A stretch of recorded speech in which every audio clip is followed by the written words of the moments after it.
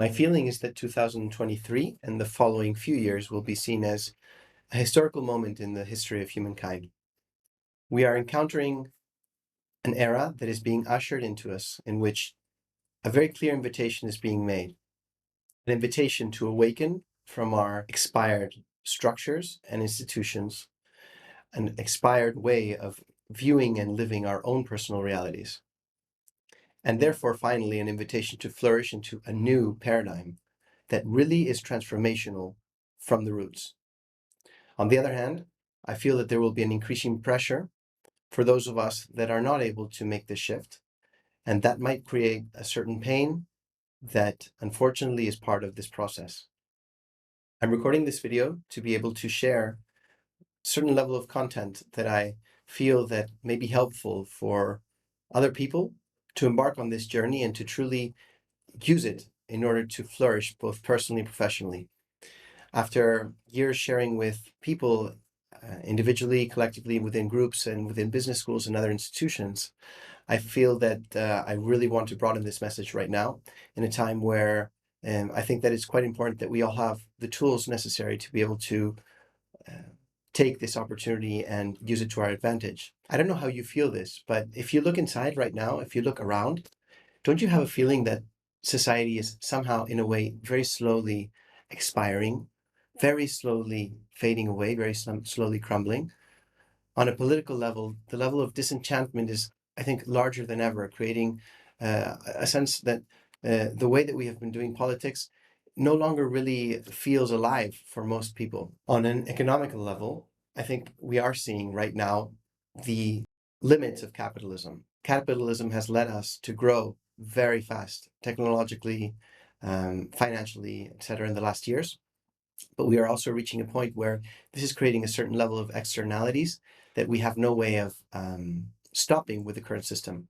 On one hand, there's this greater divide between the rich and the poor that creates certain levels of social tension. And then on the other hand, we have a planet that we are not able to take into account.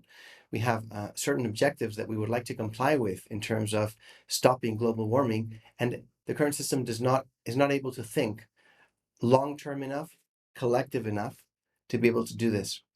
On the other hand, socially, we haven't reached the point of revolutions yet, but we are reaching a point where there's this increasing tension in society that I think will lead to certain events that we will be seeing in the next few years, where this tension will increase in certain sectors of society and will become more apparent.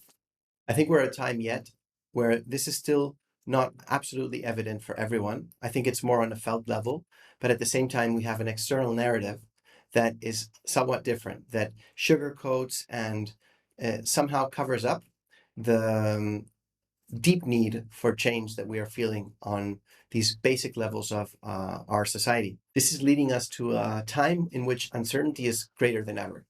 We truly are very incapable of foretelling what we are going to be experiencing in the next 6 months, let alone 3 years. It's very difficult to forecast. It's very difficult to act in this way. And I think that this is creating a great pressure right now to become more and more present. It's too painful to try and forecast the unforecastable. And I think most of us are right now recognizing something that was always the case, but that right now is much more clear, that we truly don't know so many things that we would love to control. And this creates anxiety.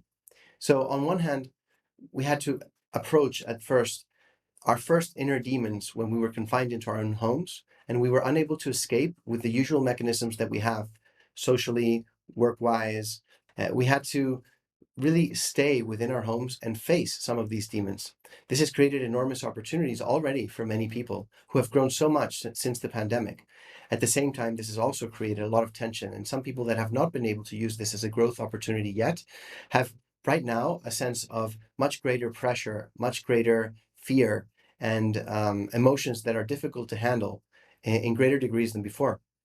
But I think right now the experience that we are having collectively is much more subtle than this confinement within home. It has to do with something that's much more mental, and it's related to this uncertainty. The fact that we are living in such uncertain times at a certain point creates such level of anxiety and will to control that when we realize that control is truly impossible, the only way out to be able not to suffer is to learn to adapt and to truly inhabit this present moment. So something that's happening collectively is actually affecting us quite personally in a very intimate level. Bringing us into the present moment is actually a great present. It's a great treasure because, as many mystics and contemplatives have said in the past, in the present moment, there's a space where you can truly feel a great sense of peace and fulfillment. It's actually the solution to what we are looking for in the future. And it's already a state of being that lies somehow within humans if it can be uncovered by them. And the thing is that although this is already there and already the case in the essence of who we are, the division between where we are at mostly as a society and this sort of opportunity to rediscover the most essential part of ourselves, the in between is layers of pain that we've been running away from since we were quite young. And most of us have created our own strategies. One of our first strategies is our own personality, a strategy to be able to cope with the pain of not being loved, of not being taken into account. And most of us have created our own masks and our own disguises that we use to be able to get a little bit more approval from others, to get by, etc. At the same time that socially as a collective we are seeing how many of our structures are crumbling and expiring, I think personally this is leading us as well to really face what is the way that I try and overcome the difficulties of being a human being, amongst which are these difficulties of living under extreme uncertainty. Our current personality, our current strategies in a world in which we are less and less able to foretell what's going to happen starts to become less and less effective, and in that way will show to be crumbling just like everything else. This hurts, of course. This hurts quite a bit. And actually, in traditions like Zen, this is almost equivalent to a physical death. It is another type of death. It's a death of identity because we've identified so much with who we think we are that it's quite difficult for us to imagine a reality right now where we can transcend that and live beyond the definitions that we had created of ourselves and therefore of the world that surrounds us. But this is really what's happening, and it seems like we're at a point where there's no way back. I'm thinking a lot about the metaphor of the silkworm lately. You know, this being that goes in moved by some instinct that it doesn't understand, that goes and starts to create this cocoon around itself, and until it starts to be completely surrounded by darkness. And within this, it closes itself up, and then it starts to free some gastric juices, etc., that start to dissolve the whole entity of the worm. You know, it really is truly like dying, and the worm doesn't know where it's going. It's just moved by this sense that it has to continue forward. And at the same time, once it does, and once this death really occurs, something really truly transformative and new can come up. And then this butterfly is able to spread its wings. In the same way, I think that we're being offered this opportunity of deep transformation right now. What can we do with this? Well, I'll try and share content in the future that might be helpful for some of you that are not able to attend one of my courses or something like this. But right now, I would like to just leave one first element here, and that is that I think that we have to definitely consider training our minds. We have to dedicate some time to train our minds and our emotional bodies. It's something that doesn't come automatically, and yet it's absolutely of utmost importance in the moments that we are living. So train ourselves to really look in what beliefs right now I hold. What thoughts have I managed to believe thanks to a few experiences that I've lived when I was young, thanks to the example of some other people that have maybe raised me or the society that surrounds me, and really question whether those beliefs are true or not, because they have a very severe effect on the way that we live our day to day. It can be very limiting, it can be very suffering. Our beliefs create realities. On the other hand, we also have a lot of beliefs about our emotions, and we are emotional sentient beings. I think this is a homework for humanity that has been pending for quite a long time. We must become more open to be able to really feel reality, not only intellectually, but from this other mechanism that is available to us. And we have beliefs that certain emotions are negative, that they come in the wrong time, that we should shove them away. And this is something that we must also question so that we can start to truly inhabit our bodies and be able to take into account what is going on in this emotional level. Or else what happens is that we're going to start to continue to build up tension and tension and tension and feel the effects of emotions that haven't been digested.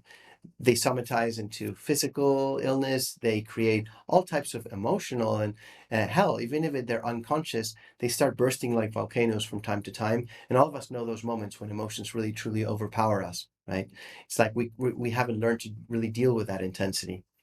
And I think that these two elements combined will allow us to truly open us up into something that is going to be essential in the next years, which is to connect with a deeper voice within us that somehow already knows where we should be going. There's a certain intuition, there's a certain deep intelligence in all of us that has an answer to what direction we should be taking. And the problem is that this voice is a whisper, and that there are other voices that are very easily overcrowding this voice, the voice of logic, the voice of emotional intensity and shouting, right? And so this is naturally a voice that's going to emerge as we train our minds and emotions. And in this way, we will be able to have the chance to, like Saint John of the Cross said in one of his poems, something like, to hear the fountain that you cannot see because it's nighttime, right? So these are times in which many things aren't going to be easily seen, and yet there is this murmur, this sound that we can follow, and that can guide us in our steps day to day. There's a great sense of presence and confidence when we're able to operate from this level. And this, by the way, this purpose not always is allowing us or asking from us to expand and to really create outside, to go into the world of action. This has been very exaggerated in our current day. Sometimes, just like the universe, we see that it seems to expand and ebb and flow, and this is a movement of our own minds. And sometimes we must be able to just stop and allow things to just settle, allow structures to die, to really look inside and become very introspective into what is it that needs to be reborn within me right now to go to the next level. And so this is absolutely part of our purpose as well. And I think that as a collective, this is one of the moments in which, mostly as a collective, we have, I would say, more of a contraction moment than an expansion moment. And I think this is an amazing opportunity to learn lessons that may have been stuck there for years in the background, both personally and collectively. So I invite you all to take this invitation and to really bring it into your heart so that you can uh, make the best of it. And I will very gladly be here at your side if there's anything that I can be or do to be useful in that journey. In the meantime, sending you all very warm wishes and a huge hug.